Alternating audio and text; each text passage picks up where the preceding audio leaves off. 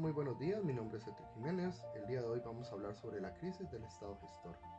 Para iniciar con los antecedentes tenemos que ver la situación que está ocurriendo para esos años. Recordemos que en el caso de la crisis del Estado gestor va a iniciar a partir de 1980 hasta llegar a lo que conocemos como hoy día con la implementación de los programas de ajuste estructurales, que más adelante los vamos a ir viendo poco a poco.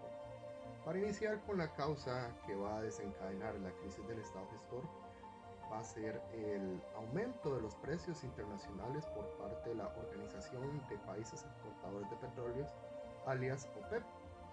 Esta lo que se va a encargar es de inflar el precio del petróleo por un conflicto internacional que está ocurriendo. En primera instancia va a provocar que el precio del barril en Costa Rica pase de $30 a $116, provocando que la inflación de nuestro país se eleve cerca de un 207%. También, como consecuencia directa, va a provocar que el colón se devalúe cerca de un 600%. Como consecuencia más directa, va a provocar que los salarios reales de los trabajadores costarricenses se reduzcan cerca de un 30%. Esto va a provocar que el presidente en este momento, que era Rodrigo Carazo Odio, tenga que enfrentar, o mejor dicho, declarar a nuestro país con una situación de impagos, en el cual Costa Rica no era capaz de pagar sus respectivos intereses. Esto también va a provocar en la vida de la población una desaceleración económica, para que quedemos un poco más claros, que va a provocar que en nuestros aspectos de salud, educación y vivienda se vayan desmejorando.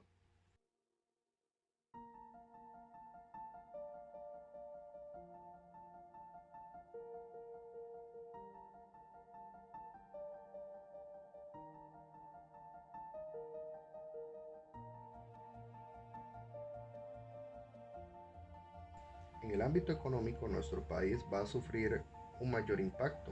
¿Por qué razón? Porque la deuda externa se va a disparar. Durante el año 1950, la deuda de Costa Rica va a pasar de 403 mil millones de colones a 1.589 mil millones de colones en 1971, aunque algunos otros historiadores indican que para el año 1980 la deuda externa se va a disparar a cerca de 10.335 millones de colones. ¿Por qué razón? Porque Costa Rica tuvo que hacerle frente al precio del producto del petróleo, en el cual Costa Rica empezó a pagar el precio del petróleo o el aumento del precio del petróleo con deuda. Como consecuencia a todo esto, Costa Rica se declara en impago, no hay forma de pagar. Por ende, es por eso que se instauran o se colocan los famosos programas de ajuste estructural, que consistían, valga la redundancia, eran políticas fiscales en las cuales el Fondo Monetario Internacional y el Banco Mundial le colocaban diferentes pautas a los diferentes países que llegaban en solicitud de un programa de ajuste estructural o un préstamo. En estos casos, lo que hacían era darle tasas de intereses y créditos a nuestros países, como por ejemplo el caso de nosotros. En eso vamos a tener tres PAEs, en los cuales vamos a tener tres expresidentes que van a verse implicados, o mejor dicho, en búsqueda de necesidad de un nuevo reajuste económico. El PAE 1 va a ser entablado por el expresidente Luis Alberto Monge Álvarez durante su administración de 1982 a 1985. El PAE 2 va a ser establecido por Óscar Arias Sánchez durante su administración de 1987 a 1990 y el PAE 3 va a ser durante la administración de José María Figueres Olsen durante su administración en los años 1994 a 1998. Este expresidente, valga la redundancia, va a declarar, o mejor dicho, va a darle pauta a lo que se le conoce como el inicio del neoliberalismo, en el cual vamos a tener también la instauración de los tratados de libre comercio. En el ámbito de la salud vamos a tener también una reducción en la infraestructura. ¿Debido por qué razón? Porque con la implementación de los programas de ajuste estructural, el Estado, o mejor dicho, se va a ver reducido, se reduce el tamaño del Estado. empezamos a ver también no solo la privatización de instituciones autónomas del Estado, sino también que algunas se venden o terminan siendo sustituidas. ¿Por qué razón? Con el fin de ahorrarle gastos al Estado y, según ellos, ofrecer mejores servicios. Eso va a provocar también una competencia entre instituciones públicas versus instituciones privadas, en las cuales también vamos a verlo muy claramente en el sistema de salud, educación y banca.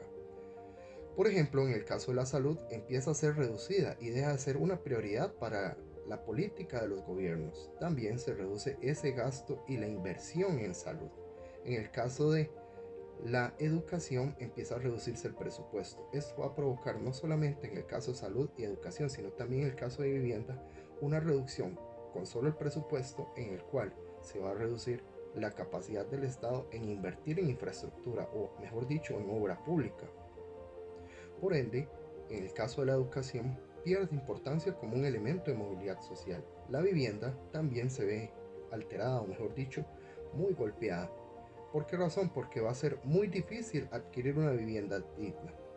Y también va a provocar el aumento del crecimiento de precarismos urbanos.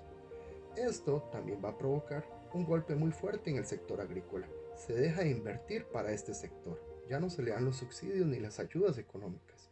¿Qué provoca? También se instaura la industria y las maquilas. Como por ejemplo el caso de Intel, que es una de las consecuencias que vamos a tener.